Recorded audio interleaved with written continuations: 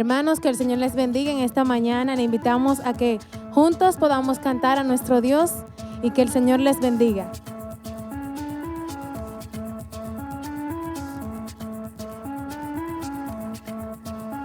Recordaré su gran amor, no olvidaré que Él me salvó, pues ya no vivo yo, hoy Cristo vive en mí. Estaba muerto, mas yo desperté y vi la luz.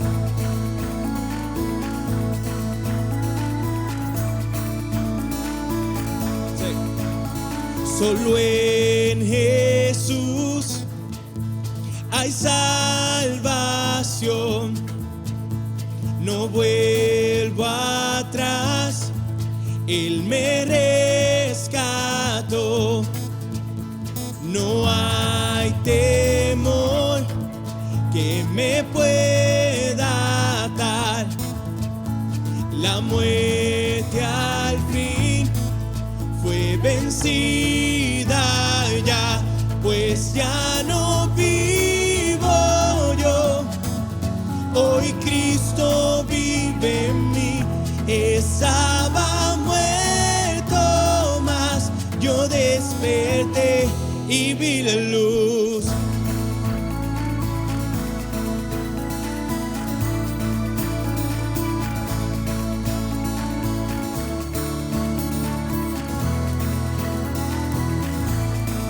Acompáñanos en este momento a decir: Dios, todo es para tu gloria.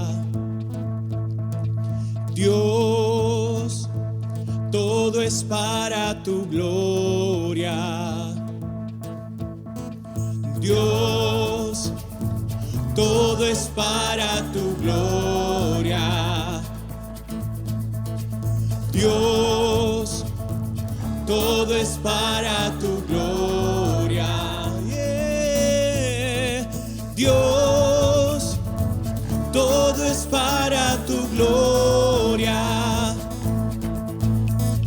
Dios, todo es para tu gloria, pues ya no vivo yo, hoy Cristo vive en mí. Estaba muerto, mas yo desperté y vi la luz.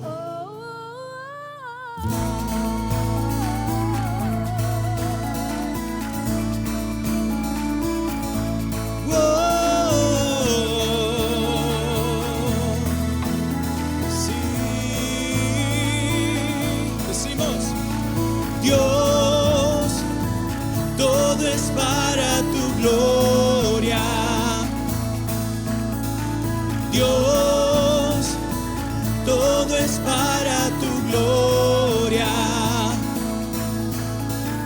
Dios, todo es para tu gloria. Dios, todo es para tu gloria.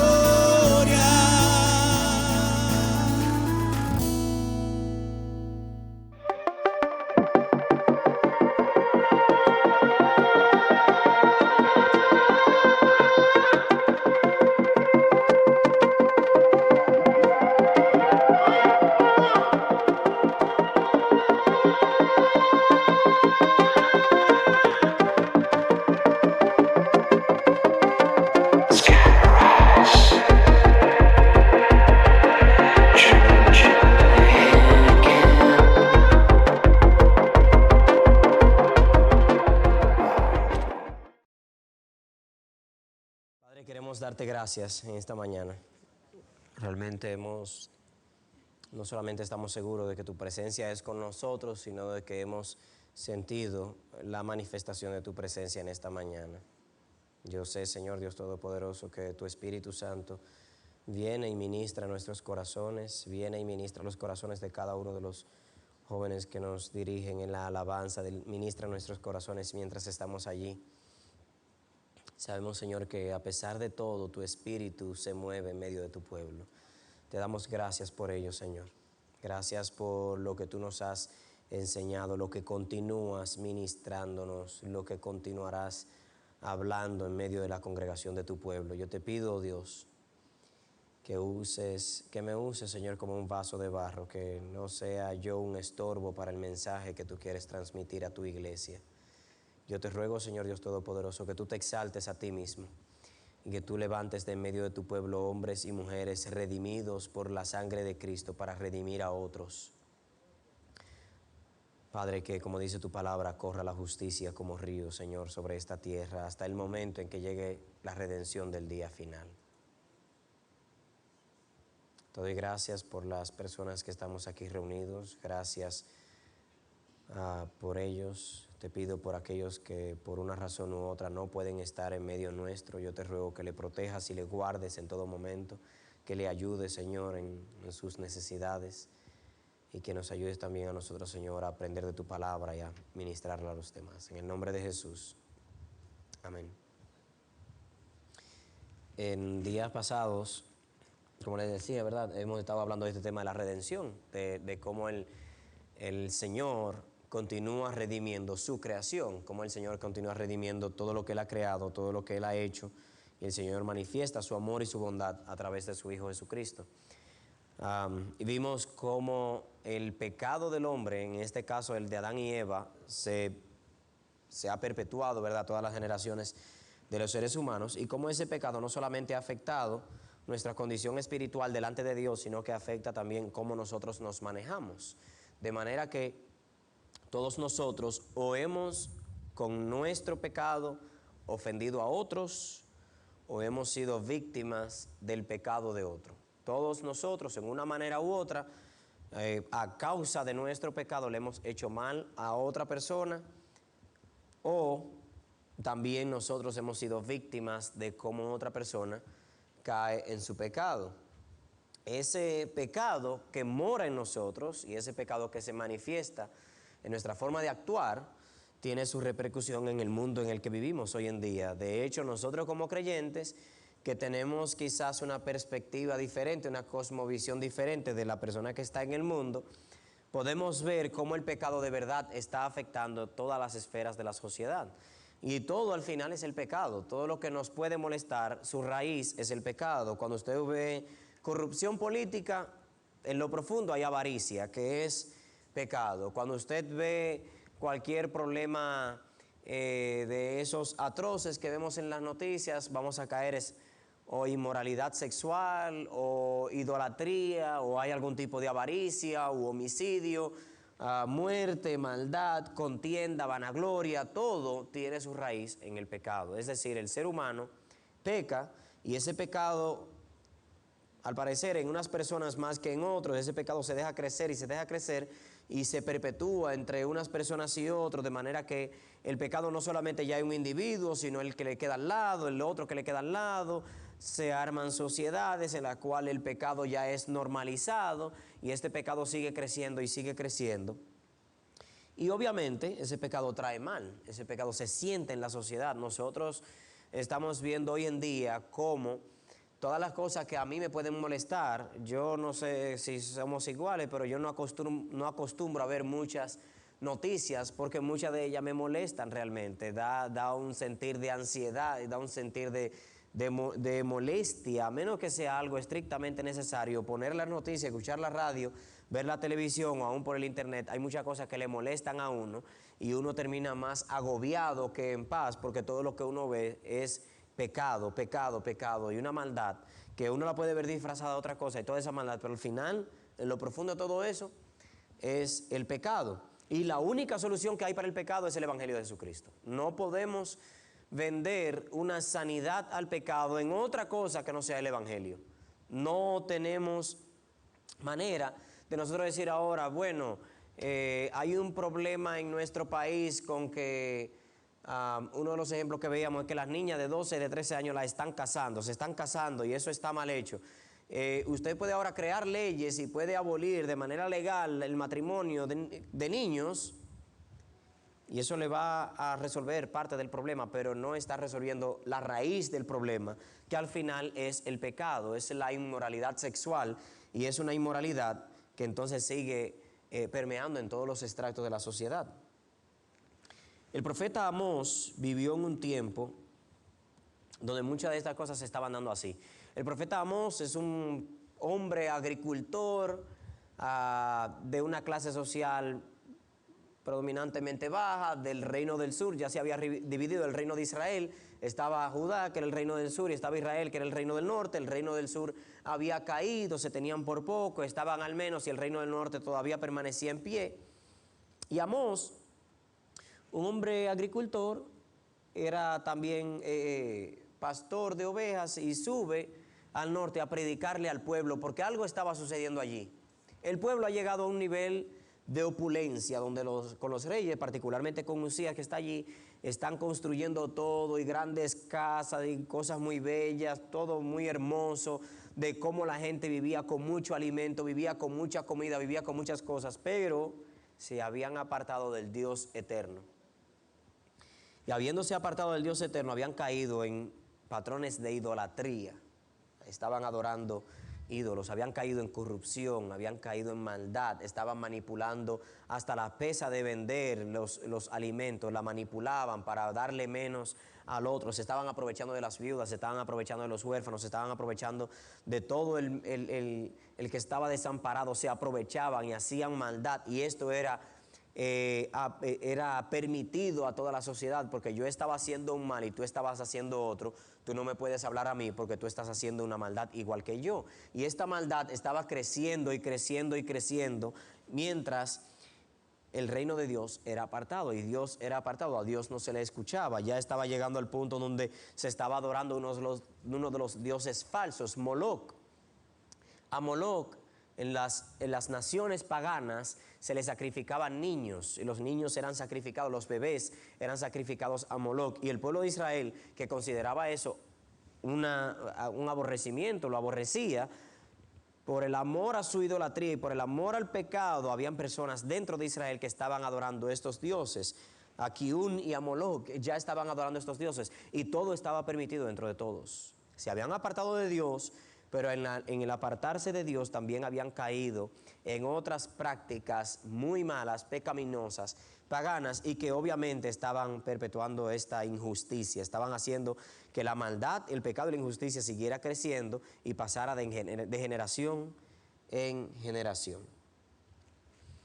Esto que se da cuando el profeta Amós en el pueblo de Israel, parece ser una historia aislada dentro de la historia de la Biblia. Usted lee, por ejemplo, el Antiguo Testamento y ve un Dios de redención que redime a Adán y Eva a través, como veíamos, ¿verdad?, que sacrifica animal, derrama sangre, le viste su vergüenza, salva al pueblo de Israel de la esclavitud, selecciona hombres y mujeres que le sirven conforme a su corazón durante toda la historia. Y más adelante viene su Hijo Jesucristo, que se entrega por nosotros, toma la vida de un ser humano como cualquiera de nosotros, predica un mensaje de redención del cual hablábamos la semana pasada, se entrega en la cruz derramando su sangre sobre la cruz del Calvario por cada uno de nosotros para que seamos redimidos. Y nos anuncia entonces que llegará el día postrero donde el Señor regresará con todo poder y gloria, y todos los que han creído en Él se irán con Cristo. Y en esas historias, como en ese transcurso de la historia, está este pastor de ovejas, este agricultor, en un pueblecito predicando acerca de la injusticia. Y vamos a ver entonces cómo la profecía del profeta Amós aplica a cada uno de nosotros, y cómo nosotros estamos supuestos a vivir, habiendo sido redimidos por la sangre de Cristo, en un mundo que no está redimido por la sangre de Cristo, y que de hecho vive muy contrario a esa redención. Y quiero invitarles a que vayan al libro de Amós. Vamos a leer en el capítulo 5. Si quieren orientarse, después de Oseas, antes de Jonás, parte de los profetas menores. Libro de Amós, capítulo 5, y vamos a leer del verso 14 al 27. Amós, capítulo 5, del verso 14 al 27.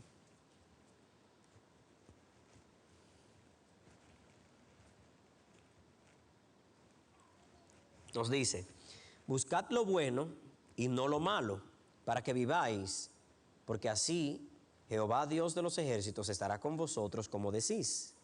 Aborreced el mal y amad el bien, y estableced la justicia en juicio. Quizá Jehová Dios de los ejércitos tendrá piedad del remanente de José. Por tanto, así ha dicho Jehová Dios de los ejércitos: en todas las plazas habrá llanto, y en todas las calles dirán: ay, ay. Y al labrador llamarán a lloro, y a endecha a los que sepan endechar. Y en todas las viñas habrá llanto, porque pasaré en medio de ti, dice Jehová. Ay de los que desean el día de Jehová. ¿Para qué queréis el día de Jehová? Será de tinieblas y no de luz.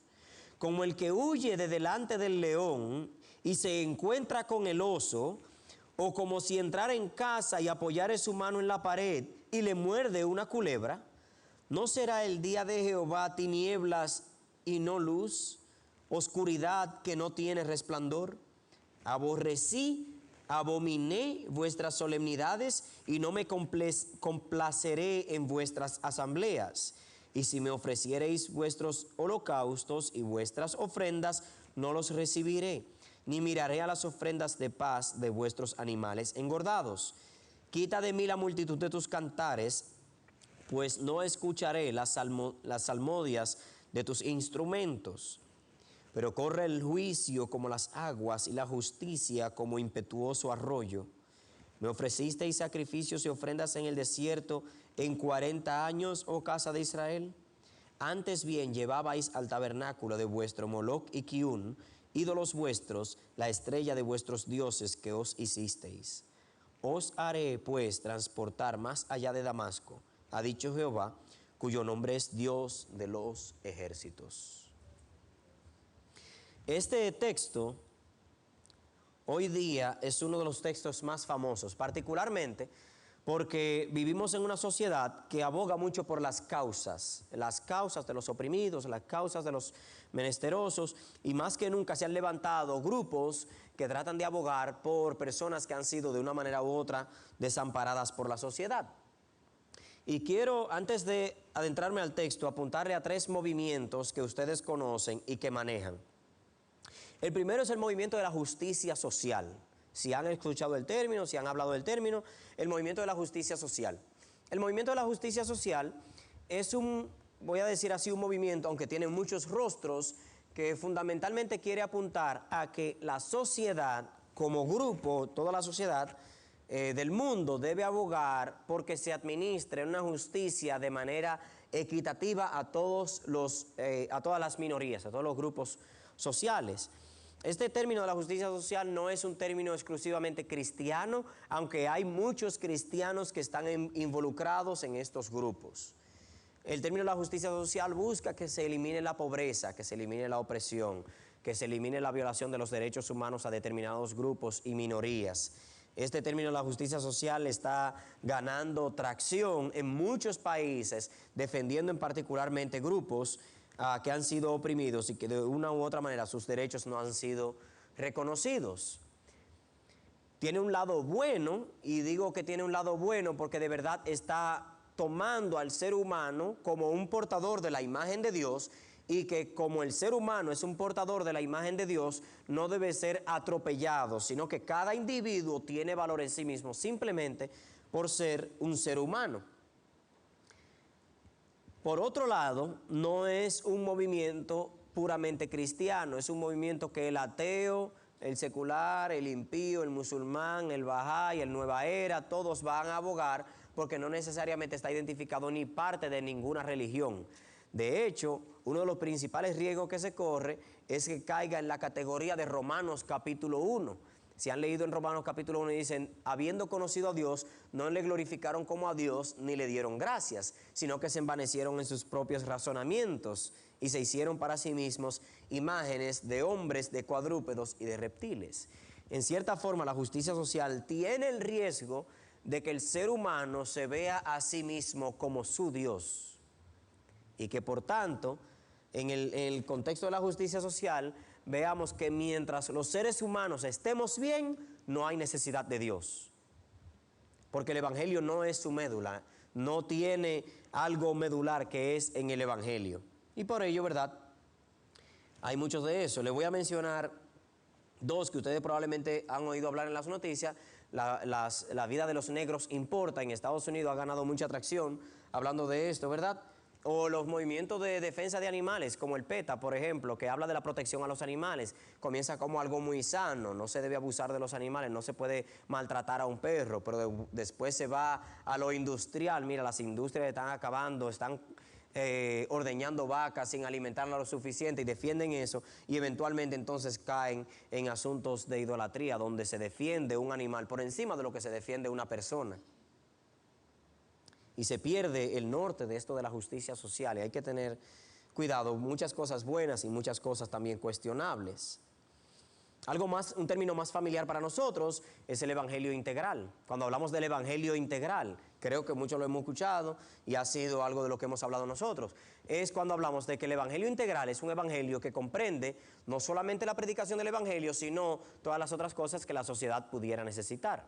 Cuando hablamos de evangelio integral, nos estamos refiriendo a que vamos a predicar el evangelio, pero también vamos a suplir las necesidades de los desamparados. Y ahí viene un sinnúmero de cosas que decimos de muchos ministerios. Nuestra denominación nació como fruto de algo que se enseñaba como el evangelio integral, pero viene el evangelio más la educación, más el asunto de la salud, más el asunto de la institucionalidad o de los derechos humanos, otros asuntos que pudieran incluirse ahí, pero está incluido como un todo. Y de ahí vienen muchos ministerios muy buenos y que han suplido muchas necesidades alrededor del mundo. Usted busca Visión Mundial, va a buscar Fundación contra el Hambre, va a encontrar otras denominaciones, Compasio, muchas denominaciones muy buenas cristianas que tratan este evangelio integral. Y la idea es que vamos a predicar el evangelio mientras nosotros resolvemos los problemas que de verdad tiene la sociedad. Cumple con mucho de lo que dice la palabra, porque nos está diciendo cómo yo voy a ir a una casa, voy a predicar el evangelio, viendo que la señora, la casa se le está cayendo arriba, yo no voy a ayudarle con su casa. ¿Cómo yo voy a ir donde un hermano, como dice el libro de Santiago, y decirle Dios te bendiga sabiendo que le falta el pan? El evangelio integral integra, o se hace íntegro, se hace un solo, integra todas estas cosas.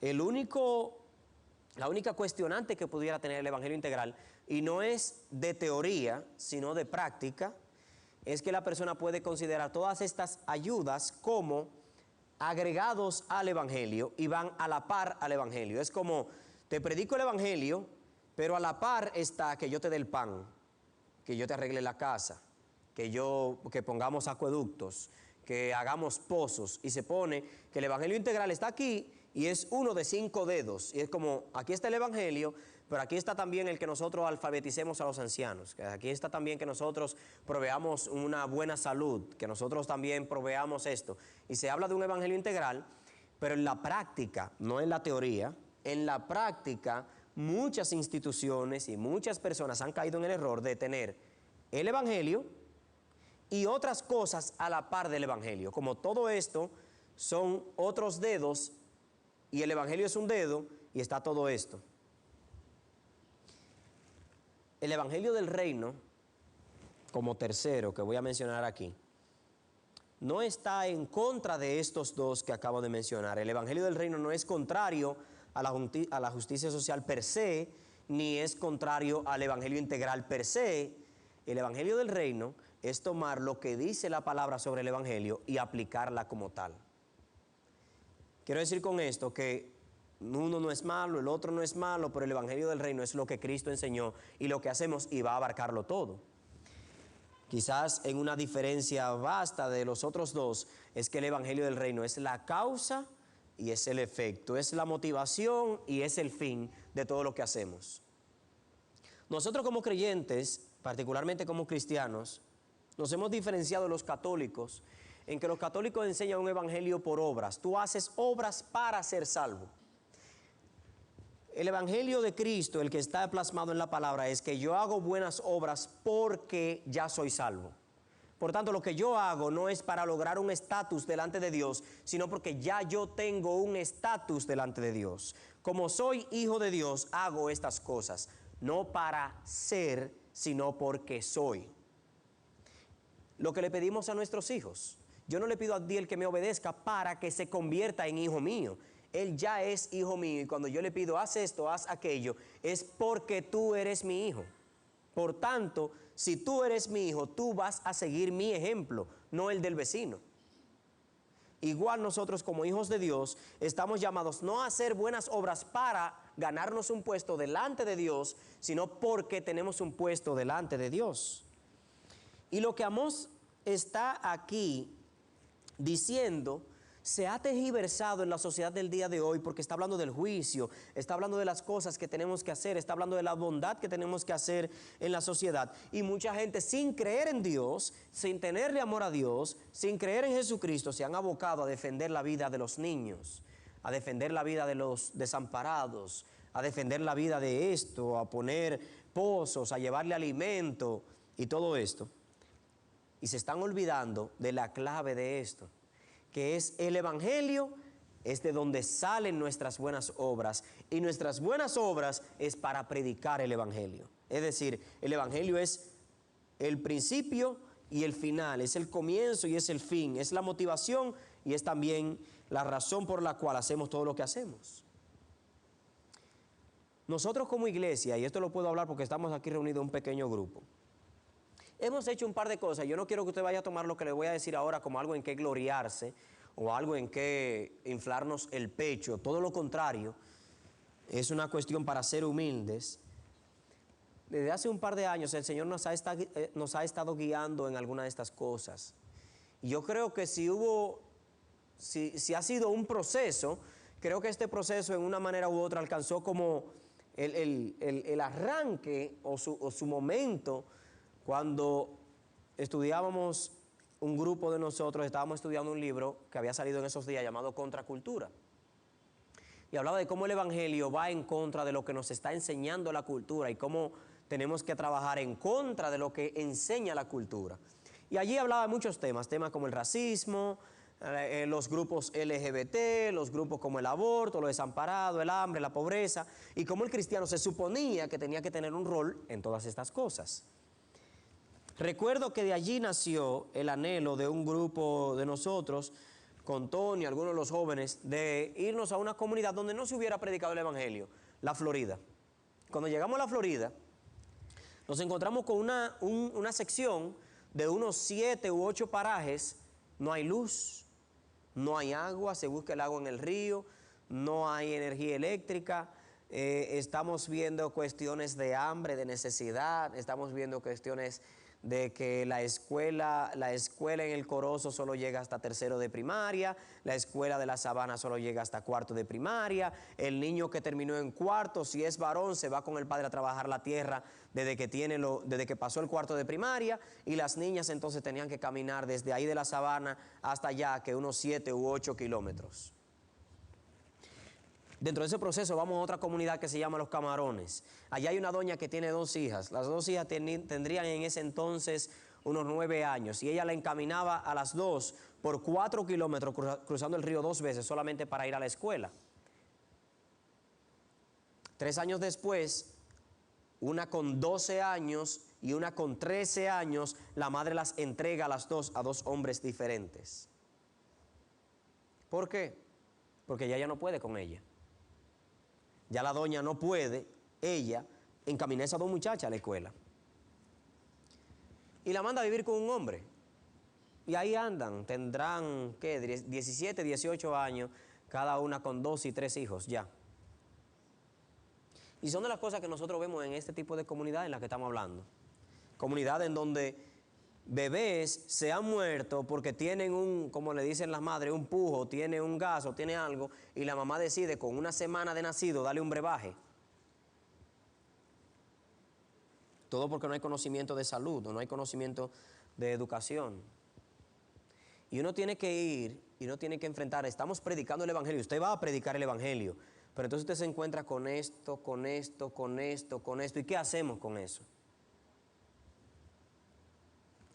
Cuando uno va, por ejemplo, hemos estado hablando recientemente de nuestro vecino país, de Haití, y de las necesidades que hay, de cómo ahora, porque se han dado muchas situaciones comerciales que ciertos comercios no pueden abrir o por un asunto bilateral de ventas y todo eso, hay pobreza. Estamos siguiendo en las redes nuestro vecino país de Cuba, de cómo de verdad nuestros hermanos necesitan la oración. Porque por un lado, la mascarilla, porque tengo que ir a hacer la fila, y por otro lado no me están vendiendo nada en la tienda, sino que hay que tener dólares para comprar en la tienda. ¿Y de dónde consiguen los dólares? Si no tiene un familiar en Miami que le deposite dinero, usted no sabe cómo se la va a bandear. ¿Y qué hacemos con eso? Nos tapamos los ojos y decimos, oh, solo el Evangelio, cree en Jesucristo y serás salvo tú y tu casa. Yo no quiero llevar la balanza a más obras que evangelio, pero como hemos hablado del evangelio, yo quiero llevarlo a pensar en este otro lado, en cómo el evangelio de redención, el evangelio que nos ha redimido a nosotros, nos llevará a nosotros a redimir a los demás del pecado y de las consecuencias del pecado. Si el Señor nos salvó y por su gracia y su misericordia estamos vivos, salvos, fieles seguidores de Cristo aquí en la tierra, para algo Dios nos dejó. Para algo Dios te puso donde te puso. Y no es para que las cosas sigan igual que como estaban, sino para que de verdad nosotros motivemos la transformación y traigamos el Evangelio de Cristo. Este concepto del Evangelio del Reino nos lleva a nosotros a pensar de que ya yo no soy de aquí, yo no soy de esta tierra, yo soy un ciudadano del reino de los cielos, yo soy un embajador del reino de los cielos aquí en la tierra. Por tanto, mi hablar, mi actuar, mi ayudar refleja del reino de donde yo vengo, no del donde estamos. Este mundo opera de una manera, pero yo vengo del reino de los cielos, yo soy un ciudadano del reino de los cielos, yo he recibido redención por parte de Jesucristo, por tanto, yo hago con los demás como Cristo hizo conmigo, que sin merecérmelo, me ayudó, por tanto, aunque el otro no se lo merezca, le ayudamos. Nosotros vemos aquí a Amós hablando de esto, y observen lo que dice aquí. Busquen lo bueno y no lo malo, para que vivan. Porque así ha dicho Jehová de los ejércitos. Porque así Jehová de los ejércitos estará con ustedes como ustedes dicen. Observen que el pueblo de Dios está hablando, Dios está con nosotros, pero lo que están haciendo, lo que está viviendo, no lo está reflejando. De labios Dios está con nosotros, pero Dios se les está diciendo, busquen lo bueno y no hagan lo malo. Vuelve y les dice, aborreced el mal y amad el bien, estableced la justicia en juicio. Como creyentes estamos llamados a amar lo bueno y a desechar lo malo. No podemos decir con la boca, yo soy creyente, seguidor de Dios, mientras lo malo está sucediendo delante de mí y yo no estoy haciendo nada al respecto. Me vuelvo intolerante a la maldad. Y yo no sé cuántos de ustedes se identificarán si están ahí en Amós capítulo 5, verso 18, donde nos dice, y esto le voy a decir que yo he sido culpable y puede ser que usted haya sido culpable. Hace unos días estamos viendo en la noticia cómo una niña cruza a casa de un hombre y desaparece. Este hombre confiesa todos los males que le hizo. El cuerpo no aparece. Y se discute si el Código Penal nuestro permite o no que ese hombre sea encausado si no hay el cuerpo del delito no existe. Y estamos dialogando todo eso. Y uno está viendo la noticia, eso le da ganas a uno de vomitar. Le da una repulsión a uno del corazón, porque tengo que pensar en mis hijos, tengo que pensar en mis sobrinos, tengo que pensar en los familiares míos. ¿Qué pasaría? ¿Cómo me sentiría yo si a mi sobrinita le pasara eso mismo? Da asco. Y vemos entonces en la noticia el otro día a un hombre que está extorsionando a unos padres, está diciendo, yo voy a hacer con tu hija esto y esto y esto y esto y esto y esto. No sé cuántos de ustedes lo vieron en la noticia. Eso da asco. ¿Pero por qué te da asco? ¿Por qué me da asco a mí? Porque no somos de aquí, no somos del reino de los cielos. Ahora, hay personas que no son creyentes, que sienten una repulsión a eso. Y eso es correcto. Eso nos da a entender que hemos sido creados por Dios y que lo que está mal, hay una conciencia que nos dice, está mal. Pero ¿cuál es la reacción de nuestra en muchos momentos? Ay, Cristo, ven. Acaba con este mundo ya. Cristo, ven. Porque es que estamos viendo tanta maldad y maldad y maldad y maldad y maldad. Y lo que uno desea es, ya que venga el Señor. Y clamar, como decía Juan en Apocalipsis, ven Cristo, ven. Amós nos advierte, dice el versículo 18. Ay de los que desean el día de Jehová. ¿Para qué quieren el día de Jehová? Será de tinieblas y no de luz. Y tenemos que tener cuidado, y quizá también a los que no son creyentes también tienen el cuidado, de que nosotros queremos que todo esto se acabe un día. Pero ¿cómo se va a acabar? Es que cuando Cristo venga, no será una cuestión de rosas y claveles lloviendo del cielo. Es que habrá castigo para los que hicieron mal, los que hacen mal y los que viendo que se hacía el mal delante de sus ojos, no hicieron absolutamente nada. Será aquel día, dice el verso 19, como el que huye de delante del león para entonces encontrarse con un oso. Vemos toda esa injusticia y nos sentimos mal por todo eso y queremos que Cristo venga, pero no estamos haciendo nada para resolverlo. Y será el día del Señor como el que está huyendo del león para entonces ir a caer en la boca del oso. Dice, como el que llega a su casa y apoya su mano en la pared y entonces lo muerde la serpiente. Que usted queriendo encontrar consuelo, déjame llegar a mi casa y estar tranquilo, apoyando la mano en la pared, lo primero que se encuentra es una serpiente que le muerde la mano.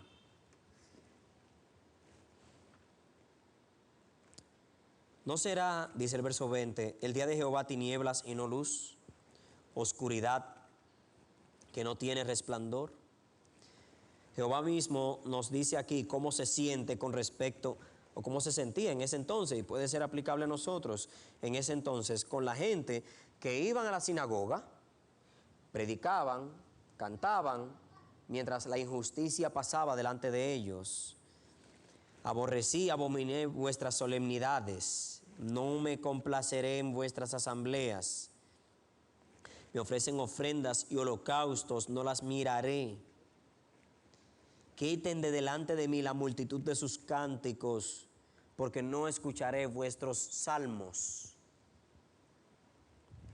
El Señor nos da la respuesta aquí, dice, verso 24, pero corra el juicio como las aguas y la justicia como impetuoso arroyo.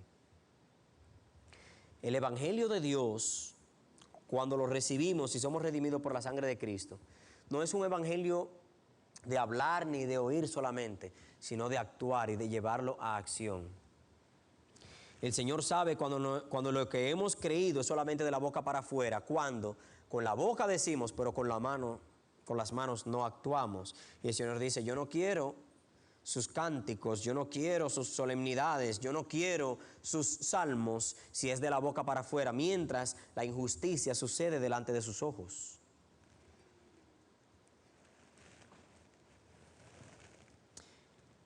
En el libro de Miqueas, capítulo 6,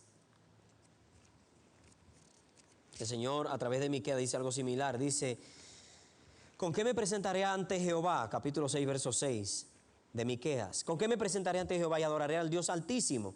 Me presentaré ante Él con holocaustos, con becerros de un año.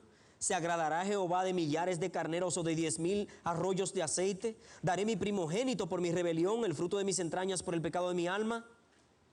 Oh hombre, Él te ha declarado lo que es bueno y que pide Jehová de ti, solamente hacer justicia y amar misericordia y humillarte ante tu Dios. Entonces, si el alabar a Dios y el glorificar a Dios es solamente de la boca para afuera, para venir aquí al templo solamente a cantar, mientras la injusticia pasa delante de nosotros, y el evangelio en el que hemos creído no tiene acción, el Señor dice, yo no lo quiero. Es un evangelio inerte, es un evangelio vacío, es un evangelio de oidores y no de hacedores. La palabra de Dios nos deja claro que nuestra devoción a Dios se manifestará en las cosas que hacemos para la gloria de Dios. Nos deja claro aquí que la forma en la que adoramos a Dios, nuestra comunión con Dios, tendrá una manifestación en el mostrar amor a los demás. Solamente le voy a citar una historia, la del buen samaritano.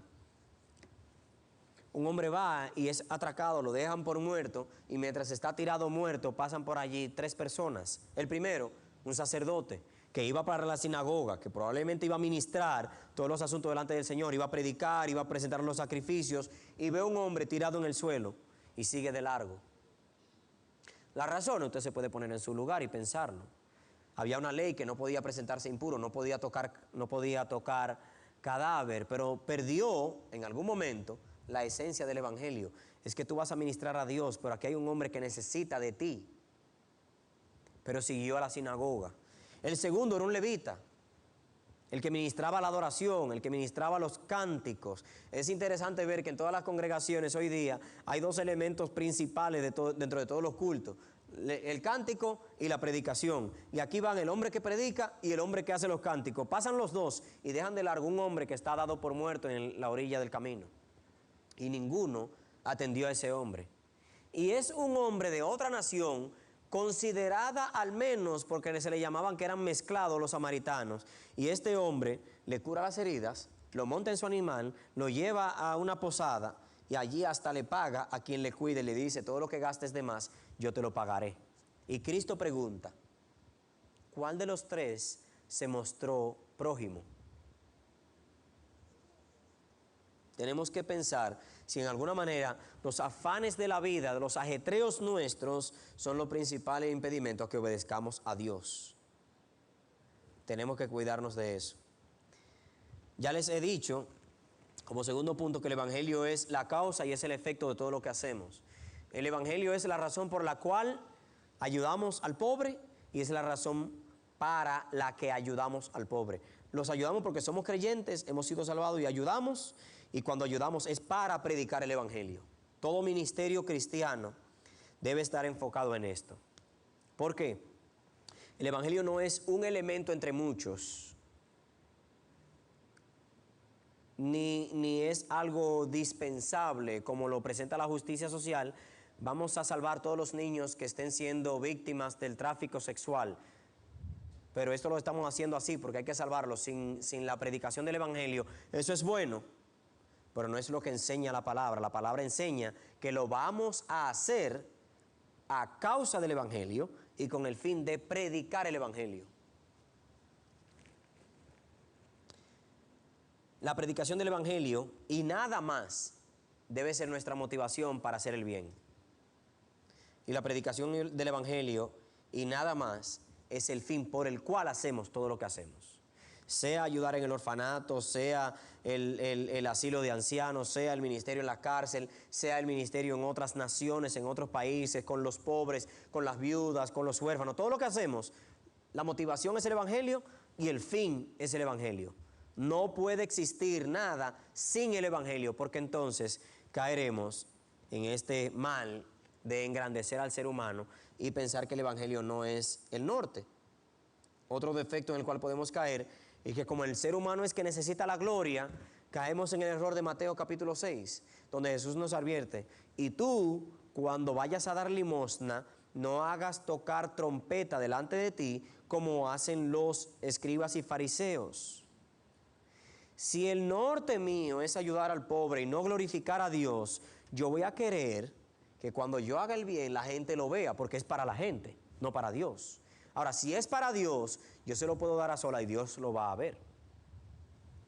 El error en el que podemos caer cuando hacemos las cosas para el hombre y no para Dios es que entonces vamos a caer en ese vicio que hay ahora de que yo hago el bien y tengo que grabarlo, tengo que tirarle fotos, tengo que publicarlo para que usted vea que yo hice bien. Porque el problema ahora es que si lo hago y no lo enseño, el Dios que yo quiero que vea eso no lo va a ver. ¿Cuál es el Dios? Ya no es el Dios de los cielos, es el Dios humano, que yo quiero que vea lo bueno que yo estoy haciendo. Y ese no es la centralidad del evangelio.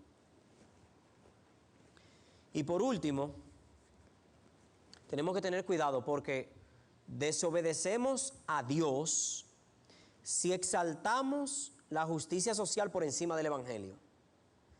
Desobedecemos a Dios si yo trato de exaltar la justicia social por encima del evangelio.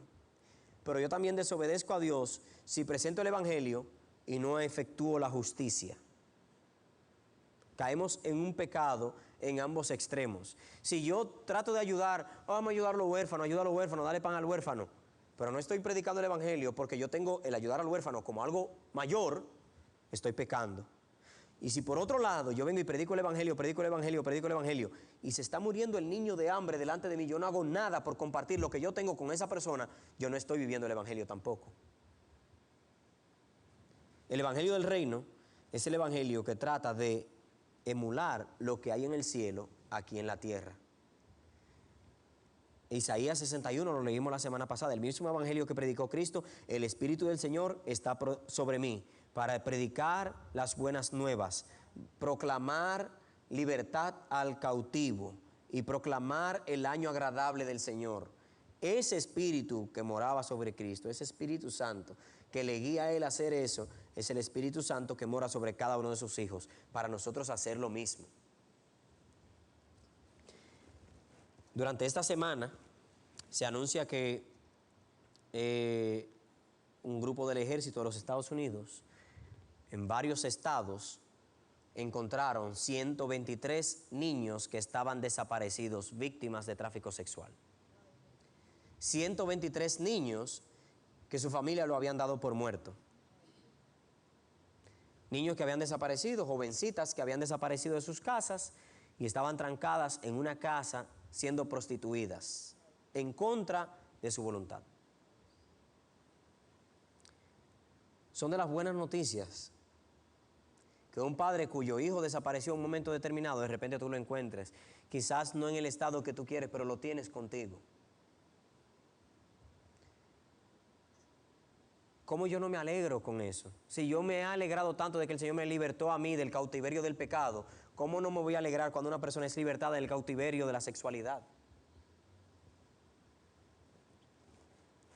Hay un riesgo en el que nosotros estamos y en el que Santiago, y no voy a leer esos pasajes, es leer la carta entera de Santiago, capítulo 1, capítulo 2 y el capítulo 5, que nos llama a que el creyente no puede ser solamente un oidor de la palabra, sino también un hacedor, que tenemos que obedecer a Dios en las cosas que Él nos ha llamado, que hay personas hambrientas, que tenemos que compartir el pan, que de lo que yo tengo que darle, que no puedo hacer parcialismos, que me gusta estar con el rico y no con el pobre, que le puedo ceder en la iglesia el asiento al rico y no al pobre, porque el rico puede proveer más que el otro. Santiago nos advierte de todo esto.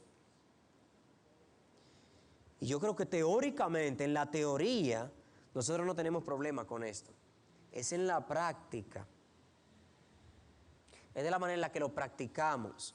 Martin Lloyd-Jones, en su libro Avivamiento, nos dice, en un libro escrito en el 1959, dice: antes los hombres se reunían a jugar deportes, ahora se reúnen en los bares a ver el deporte siendo practicado por otros. Y me temo que el mismo riesgo está cayendo en la iglesia. ¿Cuántos de nosotros quizás nos estamos convirtiendo en espectadores? Ya yo no juego pelota, sino que yo veo al otro jugar pelota. Y venimos a la iglesia y lo que estamos viendo en televisión, el que hace esto, el que hace aquello, el que hace lo otro. Y somos comentaristas. No puedo dejar de pensar en Shaquille O'Neal, que era uno de mis jugadores favoritos de básquetbol. Shaquille O'Neal tiene un programa para ser comentarista de básquetbol ahora. Él no está jugando, él está hablando de los que juegan. Ojalá que el evangelio que estamos viviendo no sea un evangelio de donde yo hablo del que hace, sino que yo estoy en la cancha jugando. Si alguno de ustedes alguna vez practicó artes marciales, saben que pasa lo mismo, que el que está en el ring tirando la patada sabe lo que está viviendo, y el que está afuera le está diciendo: él tenía que hacer esto, tenía que hacer aquello, tenía que hacer lo otro, y todo tenía que hacer, pero el que está dentro es el que sabe, el que está aguantando los golpes y el que está tirando. Nosotros como creyentes estamos afuera mirando al que está haciendo, estamos dentro de la jugada. Estamos viviendo el evangelio del reino. Quiero culminar haciendo varias advertencias para que nos vayamos de aquí pensando en la práctica de esto y no lo dejemos como una simple teoría, sino que esta redención que el Padre ha puesto sobre nosotros, que hemos sido redimidos por su sangre, podamos nosotros salir de aquí y salir con la mente, quizás en este momento la mente llena, pero que se llene en nuestro corazón y eso se transmita a nuestras manos y nuestros pies en lo que hacemos. Primero es no meternos en el río de la justicia social, de lo que se habla ahora de justicia social, que toda causa merece que yo abogue, y que publique en las redes, y que diga, y que haga, y que presente aquello. Tener un cuidado de que no lo estoy haciendo simplemente por la bulla, sino porque de verdad la razón es el Señor, el que me está moviendo. Un ejemplo de esto es que yo vaya a Cuba y vea el comunismo, vea a la persona pasando hambre y yo diga ahora, bueno, como el comunismo que está haciendo daño, ahora yo soy capitalista. No, no es comunismo, ni capitalismo, ni racismo, ni nacionalismo, es el evangelio del reino. El evangelio del reino. Lo segundo, tener en cuenta el concepto de proximidad moral. Kevin DeYoung y Greg Gilbert escriben en el libro ¿Cuál es la visión de la misión de la iglesia? Este concepto de proximidad moral es, yo tengo una responsabilidad moral mayor de ayudar al que me queda cerca. Yo no puedo ponerme a ayudar a los niños que están pasando hambre en Etiopía cuando hay niños en Guachupita que están pasando hambre. Yo soy moralmente responsable de los que están cerca de mí, más que de lo que soy moralmente responsable de los que están lejos. Y obsérvese, no es que aquello está mal. Yo puedo ayudar a aquellos que están mal. Eso no está mal hecho. Pero el concepto de proximidad moral implica que yo soy moralmente responsable mayormente por los que están cerca de uno. Y la palabra lo deja dicho claramente, cuando nos dice principalmente a lo de la familia de la fe. Entonces, si hay dentro de nuestro cuerpo, dentro de nuestro grupo, personas en necesidad, yo tengo que atender a las personas que están en necesidad. Y si puedo atender en Haití, yo voy a atender en Haití. Si puedo atender en Cuba, voy a atender en Cuba. Por una responsabilidad que va creciendo a medida que la necesidad se hace más cerca de nosotros. De igual manera, hay una diferenciación dentro de eso mismo, en la proximidad moral, entre obligación y generosidad. Obligación, generosidad. Con algunas personas, en algunos medios, usted tiene una obligación. En otros ambientes, usted puede ejercer la generosidad. Me voy a explicar. Primera de Juan, capítulo 3, verso 17, nos habla de la obligación. Ninguno de ustedes que viendo a su hermano tener necesidad y le dice Dios te bendiga y vete, está haciendo bien. Porque tu hermano tiene necesidad. Tú no puedes decirle a tu hermano Dios te bendiga y viendo que tiene necesidad y tú teniendo con qué compartir, tú no le das. El apóstol Juan critica eso.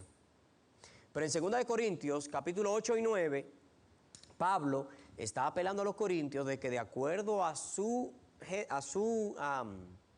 bendición material, compartan con los que tienen necesidad. El lenguaje de Pablo en 2 de Corintios es uno de lo que ustedes tengan, den, como ustedes quieran, porque una ofrenda de como Dios te haya prosperado, tú vas a dar para los de Macedonia. Pero en 1 de Juan dice, es que si tu hermano tiene hambre, si tu hermano está desnudo, no lo mande desnudo para su casa. Hay una diferencia entre obligación y generosidad. Yo sé que a veces lo confundimos porque a veces tenemos casos de obligación y queremos ser generosos. Bueno, que se alegre porque le dio un pan, pero quizá era de obligación, no era un asunto como, ay, tú hiciste de más, era que tú tenías que hacer eso. Y por último, no debemos confundir nunca las buenas intenciones con las perspectivas bíblicas. A veces con nuestras buenas intenciones hacemos cosas buenas, pero no estamos ayudando al necesitado. Nuestras buenas intenciones deben siempre de estar acompañadas de perspectivas bíblicas. Siempre. Porque puede llegar un momento que usted está ayudando a alguien y lo ayuda, y lo ayuda, y lo ayuda, y lo ayuda, y lo que hace es crear una dependencia maligna y una dependencia mala. Puede ser que en un momento determinado, en vez de darte los 10 pesos para que compre el pan, yo te doy un trabajo. Y ven y trabaja por 10 pesos para que compre el pan. Y te enseño un concepto mayor de que el que quiera comer, que trabaje. En otras situaciones también tenemos que crear los medios de ayudar al otro a que el otro ayude. En las comunidades en las que nosotros hemos trabajado se ve algo, y es que a veces la persona tiene necesidad y uno lo ayuda, y al lado de su casa hay alguien también con necesidad y se espera que uno también lo ayude. Y puede ser que yo tenga los medios para ayudar, puede ser que la doña tiene 4 muchachos, yo recojo un par de ropitas, se lo llevo a ella, y ella, recibiendo un saco de ropa, me dice, la vecina también tiene 4 muchachos. yo puedo conseguir otro saco de ropa y llevárselo a la vecina también. Pero vamos a comenzar por perpetuar el bien. ¿Y qué tal si usted lo comparte con ella, lo que le sirvan a ellos? Y a medida que vamos haciendo eso, yo no solamente te estoy dando la ropita que tú le vas a dar a tus hijos, sino que te estoy enseñando a ti a ser generoso con lo que Dios te dé, porque así como Dios me dio a mí y yo te doy, que tú, como Dios te dio a ti, tú también des para adelante. Y estamos enseñando perspectivas bíblicas y no solamente buenas intenciones. El Evangelio del Reino no es un evangelio de teoría nada más, es un evangelio de práctica. Y esta redención de la que hemos sido parte es una redención que tenemos que perpetuar a los demás. Y tenemos que pensar de verdad, si en alguna manera hemos estado letárgicos, si en alguna manera hemos estado adormecidos, que el Señor nos inspire a qué es lo que vamos a hacer para redimir este mundo de la maldad. ¿Qué es lo que está en nuestras manos para redimir este mundo de la maldad? Sea que yo pueda ayudar con dinero, pueda ayudar con algo de mi casa, pueda ayudar con alguna enseñanza, sea que yo necesite ir donde el vecino y decirle, présteme los niños, vamos a llevarlo a dar una vuelta, y en ese momento yo aprovecho y le predico el evangelio, sea que yo tenga que abogar por políticas que defiendan a los desamparados, sea que alguno de nuestros jóvenes tenga que incursionar en el derecho, tengan que incursionar en la política para promover cosas que de verdad presentan el reino de los cielos aquí en la tierra. Vamos a tener que hacerlo. Tenemos que pensar creativamente cómo es que nosotros vamos a proyectar el evangelio del reino aquí en la tierra, porque somos cristianos, para que la gente conozca de Cristo. Amén. Padre, te damos gracias por este tiempo, te damos gracias por tu amor y bondad, te damos gracias por tu misericordia. Yo estoy consciente, Señor, de que hay temas en específico de los cuales al hablar siempre vamos a salir convencidos y convictos. Yo te ruego, Padre, que esto no nos haga salir de aquí con un sentimiento de culpa, sino que porque tu Espíritu Santo mora en nosotros y porque hemos sido hechos hijos tuyos, podamos salir de aquí con el corazón preñado de ideas con las cuales nosotros podamos presentar el Evangelio de Cristo en el mundo que nos rodea. Padre, que de verdad seamos los agentes que hacemos que la justicia corra como arroyo, que el juicio corra como aguas en el mundo en el cual vivimos. A veces, Señor, el hecho de que somos ciudadanos del reino de los cielos lo usamos como excusa para vendar nuestros ojos a la maldad del reino de las tinieblas que está delante de nosotros. Padre, no lo permitas. Espíritu Santo, obra en nosotros de tal manera que nosotros obedecemos tu palabra.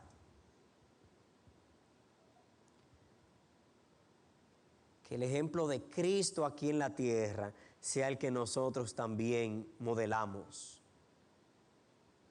Que nuestro evangelio no solamente sea de boca, sino de acción también.